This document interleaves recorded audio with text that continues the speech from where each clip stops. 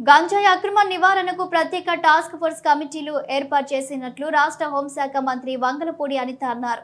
హోంమంత్రిగా బాధ్యతలు స్వీకరించిన తర్వాత తొలిసారి విశాఖలో ఆమె మీడియాతో మాట్లాడారు. విశాఖలో గంజాయి నివారణకు పటిష్ట చర్యలు చేపట్టాలని, పోలీసులంతా సేఫ్ గేమ్ ఆడకుండా ప్రజల కోసం బాధ్యతగా పనిచేయాలన్నారు. రాష్ట్రంలో ఎక్కడా దిశ చట్టం అమల్లో లేదని, అందుకే దిశ పోలీస్ స్టేషన్లు మహిళా పోలీస్ స్టేషన్లుగా మార్పు చేస్తున్నట్లు తెలిపారు. డీసీపీలు, ఏసీపీలు, కొంతమంది సిఐలు షార్ట్ టైంలో నేను వాళ్ళకి చెప్పడం జరిగింది. వాళ్ళందరూ కూడా రావడం జరిగింది. ఎస్పెషల్లీ ఈరోజు లా అండ్ ఆర్డర్ విషయంలోని కానీ, అదేవిధంగా గాంజా స్మగ్లింగ్ విషయంలో కానీ, డ్రగ్స్ విషయంలో కానీ వైజాగ్ పోలీసులు తీసుకుంటున్న చర్యల గురించి, అదేవిధంగా రాబోయే కాలంలో వాళ్ళు తీసుకోబోయే చర్యల గురించి, అట్ ద సేమ్ టైం పోలీసుల కష్టాల గురించి కూడా తెలుసుకోవడానికి ఈరోజు ఒక మీటింగ్ పెట్టుకోవడం జరిగింది. ఈ మీటింగ్లో చాలా విషయాలు మేమందరం కూడా చర్చించుకోవడం జరిగింది. అయితే విషయం ఏంటంటే, ఈ 5 సంవత్సరాల కాలంలో ఆంధ్రప్రదేశ్ అన్నది గంజాయి హబ్గా మారిపోయిందన్న సంగతి మనందరికీ కూడా తెలిసింది.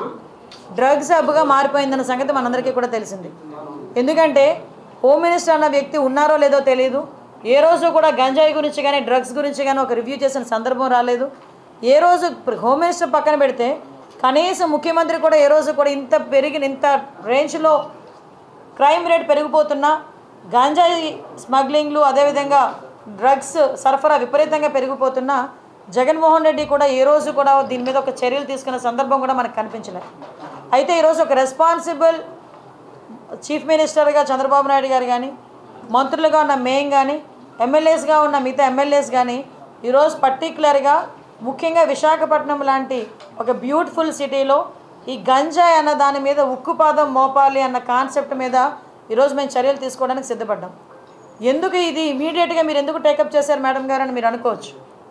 ఎందుకంటే నిన్న నేను కొంతమంది మా ఎమ్మెల్యేస్ అందరింట్లోకి వెళ్తూ ఉంటే జనరల్ పబ్లిక్ నా దగ్గరికి వచ్చి మాట్లాడారు.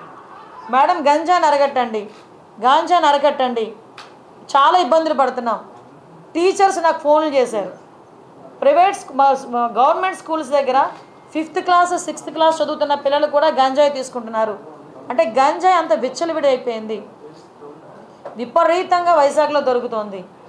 ఒక ఎమ్మెల్యే స్థాయిలో ఉన్న ఒక వ్యక్తి ఏమని చెప్పాడంటే, గంజా వైజాగ్లో ఈవినింగ్ పూట ఆఫ్టర్ 8 కొన్ని ప్లేసెస్కి వెళ్ళడానికి మేము భయపడుతున్నాం. కొన్ని ప్లేసెస్లో ఎస్పెషల్లీ గంజాయి బ్యాచ్ ఉంటున్నారు, వాళ్ళు మా మీద తిరగబడుతున్నారు, కొడుతున్నారు, చంపుకోవడానికి కూడా సిద్ధపడుతున్నారు. ఎంత మేరకు క్రైమ్ రేట్ పెరిగిపోయిందంటే, ఎంతో ప్రశాంతమైన విశాఖపట్నంలో హత్యలు వింటున్నాం, నడి రోడ్డు మీద నరుక్కోవడం విన్నాం. సో ఇటువంటి సిచ్యువేషన్ అన్నిటిని అరికట్టాలంటే మూలాలని మనం వెతుక్కోవాలి. మూలాలైన ఈ గంజాయిని, అదేవిధంగా డ్రగ్స్ని కంట్రోల్ చేసే పరిస్థితి మనకి రావాలి. ఈరోజే గంజాయి గురించి, డ్రగ్స్ గురించి మాట్లాడుతున్నప్పుడు అనేకమైన ఇష్యూస్ నాకు బయటపడినాయి. అంటే నేను అంటానంటే ఎక్కడ ఈ గ్యాప్ నడుస్తుంది, మనకి సోర్సెస్ కట్ అయిపోయాయని అఫీషియల్స్ చెప్తున్నారు. సోర్సెస్ కట్ అయిపోయినా కూడా రోజు రోజుకి ఎందుకు ఈ డ్రగ్స్ కేసెస్ కానీ, గంజాయి కేసెస్ కానీ పెరుగుతున్నాయి? మీకు తెలుసా, ఈరోజు వాళ్ళు ఇచ్చిన రిపోర్ట్ ప్రకారం చూస్తే 1252 మంది ఈ రోజుకి జైల్లో ఉన్నారు. డ్రగ్స్ మన గంజాయి కేసులో పట్టుబడిన వాళ్ళు ఆంధ్రప్రదేశ్లోనే మొట్టమొదటిగా. మిగతా జిల్లాలన్నీ కలిపి 385. అంటే వైజాగ్లో గంజాయి సరఫరా ఎంత దారుణంగా జరుగుతుందో మీరు అందరూ అబ్జర్వ్ చేసుకోవచ్చు. ఇది నేను డిపార్ట్మెంట్ వాళ్ళు ఇచ్చిన నోట్. ఇది నాకు నిజంగా ఆశ్చర్యం అనిపించింది. నోట్ చూస్తే 1230 మంది ఆల్రెడీ జైల్లో ఉన్నారు. మొత్తం ఏంటి, మన ఒక్క విశాఖపట్నం జిల్లా, మిగతా జిల్లాలు అన్నీ కలుపుకొని 385 మంది. ఇది రిపోర్ట్ పోలీస్ డిపార్ట్మెంట్ వాళ్ళు ఇచ్చింది. అంటే ఎంత మేరకు మనకి ఇక్కడ గంజాయి అన్నది సరఫరా అవుతుందో తెలుసు. మనం ఎంత దారుణమైన సిచ్యువేషన్ అంటే, గంజాయి ఈ రోజు వరకు నిర్మూలన చేయడానికి 5 సంవత్సరాల కాలంలో కనీసం ఒక రివ్యూ కూడా పెట్టలేదంటేనే విచ్చలవిడితనం ఎక్కడ పెరిగిందో మనకు అర్థమవుతుంది. ఆఖరికి వైఎస్ఆర్సీపీ నాయకులు కూడా గంజాయిలు అమ్ముకోవడంలోని, గంజాయి వ్యాపారంలోని ఇన్వాల్వ్ అయిపోయారు. కాబట్టి వాళ్ళు అసలు దీని మీద కనీసం దృష్టి పెట్టలే. ఏమంటే చింతపల్లి నుంచి, జీమాడుగల్ నుంచి, అటువైపు నుంచి, అదేవిధంగా మనకి ఒడిశా నుంచి, ఇలాంటి మల్టిపుల్ ప్లేసెస్ నుంచి మనకి గంజాయి సరఫరా అవుతుంది.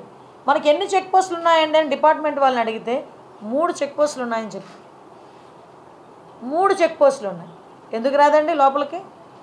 మనకి వైజాగ్కి ట్రాన్స్పోర్టేషన్ ఎక్కువ, ఇటు ట్రైన్స్ కానీ, ఇటు ఫ్లైట్స్ కానీ, రోడ్ ఫెసిలిటీస్ ద్వారా వ్యాన్లు మిగతా అన్ని దాంట్లో ఈవెన్ 2-వీలర్ ఆఖరికి అమెజాన్లో కూడా పెట్టుకొని అమ్మేసుకుంటున్నాడండి డ్రగ్స్ని.